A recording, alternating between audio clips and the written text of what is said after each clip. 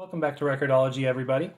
Today we're going to be checking out this. This is Mario Lanza Sings Christmas Songs. This is a 45 RPM box set, as you can see on the label here. I'm going to try to explain how we got to here. This is a really interesting thing. So, by the mid-40s, 78 RPM discs like this. All right, everybody's told me so many times not to hold it like that.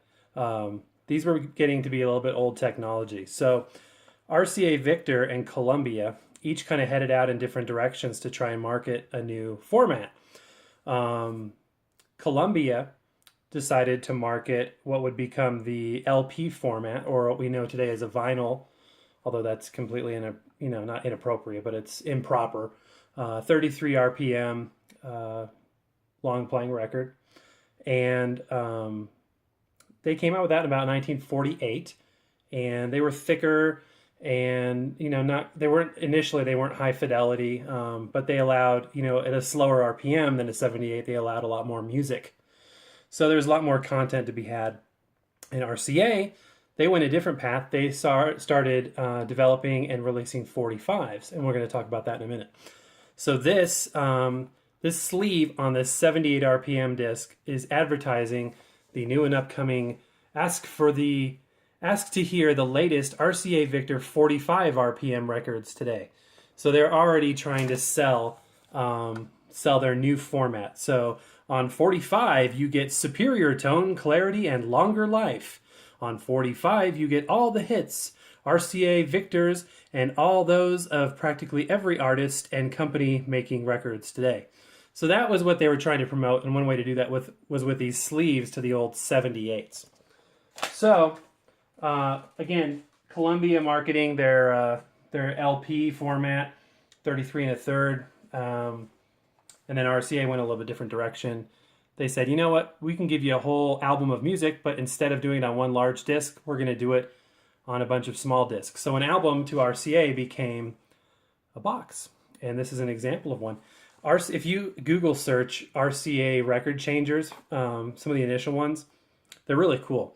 You would stack them, and that's actually what led to the design of a 45 RPM record, was the functionality of being able to have it stacked. So like we talked about a little bit before, here's a pretty typical 45. So it's thicker in the middle here. There's a ridge there, and the playing surface is the thinnest part. So the idea is it sits in the changer. This is not a changer. This record player is just a standard record player. But in the changer, you could stack all these discs, and the playing surfaces wouldn't touch. And then they would all sit on the top. And then as each one was played, it would drop down. The stylus would play, or the tone arm would come across, and the stylus would play the playing surface. And then when the next one came down, it would drop. All you would have to do is flip the entire stack once you got through one side, and it would do the same thing to the next side. So that's kind of interesting. That was just a totally different way of going about it. So RCA had these box sets, and you'd open it up. Now the first thing you're going to notice is my RCA box set has a Columbia 45 RPM. At some point, so these sleeves are obviously not the original sleeves to this box set. At some point, Columbia started making 45s, and RCA started making 33 1/3 LP format. It just kind of blended, and they became their own thing. But for a while there in the 50s, these box sets were all the rage. And let me see, I've got several of them here. So, and we can go through these in a different episode, but there's a Doris Day box set, which is awesome. We've got Patti Page box set, again, stacks of 45 RPM records in there. Each one is an album. Loretta Young. These are in various stages of completeness because, again, they came from the free bin. I didn't pay a penny for any of this stuff that I'm showing you today. Okay, so let's look at these. Now, something interesting about this particular box set, and I'm going to do the big reveal here in a second, but as you can say, RCA Victor 45 RPM red seal. So RCA Victor did this really cool thing where they color-coded the discs or the records depending on what genre of music it was. So in the case of this is a Mario Lanza, so it's like operatic singing, and that would be considered, loosely classical music. So in the case of the classical music for RCA Victor was a stunning red vinyl. So That's, each, jazz would have its own color. I don't know off the top of my head what they all were. But for classical, RCA Victor used the red. So it's a translucent red. It's really cool. These discs are really, really neat. Again, found in the free bin at a Second in Charles. Somebody threw it away. But, one man's trash is another man's treasure. So we're going to play a little bit of this. I'm not going to be able to play the whole thing for copyright reasons, obviously. YouTube will be scanning the audio, rightfully so, on this. And, this is about enjoying the find, not about, the music itself in terms of playing it. So let's go ahead and turn everything on here. Select phono. We're going to drag our brush across it very gently, get that surface dust off. This works so well. Highly recommended. And let's go ahead and listen to this red vinyl 45 RPM record.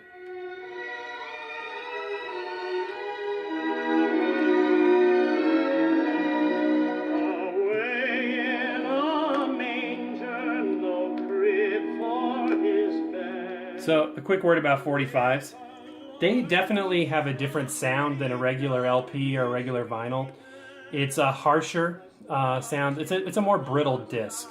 Different. It's still a vinyl mixture of PVC, but it's a different composite. They're really cool. I mean, it's a really neat format. And again, even though these were designed largely for those changers, you can play them on any record player today will play 45s. That's the one thing you can guarantee, is that just about every record player out there will play 45s. But compared to a pristine vinyl, a virgin vinyl, or even one that's just clean, I mean, you're going to notice it's a little bit harsher sound. They seem to be less prone to warpage, obviously, for their size. You do see warped discs. In fact, my treasured Glenn Miller and his orchestra limited edition Volume 1. Volume 2 is more desirable. I do not have that one. This set of records initially was given away when you bought one of those record changers. But if you, these things sit for, 50, 60 years and they warp. This particular set is warped to the point where you couldn't stack them anymore. They would damage each other, just, sitting in those playing surfaces have warped to the point where they, have come into contact if they were to stack. However, playing individually like this, they're fine, and you wouldn't even notice the warp whatsoever. So yeah, that's about it. That's a red translucent vinyl 45 RPM record, and a little bit of history about the 45s. And another thing that was really cool too is they developed sort of a variant of 45s. I'm going to take one of these Glenn Miller records out of here. This is one of them. See how it says EP? Basically extended play. So they would cram even more information. So, a typical 45 RPM record, I'm going to show you in contrast here. So this is an Elvis Presley Victor release, and this is a non-EP. And it's got one song on it. And that's, what was fit onto there. However, this EP format 45, I'm going to turn down the volume a little bit. This EP 45 has 3 songs on there. So they were able to condense, the size of the groove and put more information in there. I will put a little bit of an asterisk to what I just said. These songs are truncated on this particular set. Those aren't full-length songs. They're close. Some of them are shorter. But still, it was another way of putting a lot of music on not so much space. As a point, or just to, as an example, this Glenn Miller set here, this is 10 discs, and we'll go over this separately. It deserves its own episode. It's really cool. But 10 discs have somewhere in the neighborhood of 75 songs, because those are all EP discs. So really, really, really cool. All right, so you'll notice that the record has stopped. This particular player will reject the disc sometimes. The EPs, it'll actually reject before it gets to the end of it.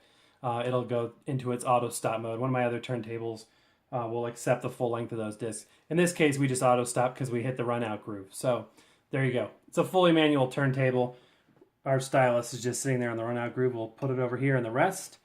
And that's all for today. So I hope you enjoyed the episode, and happy record hunting. We'll see you next time.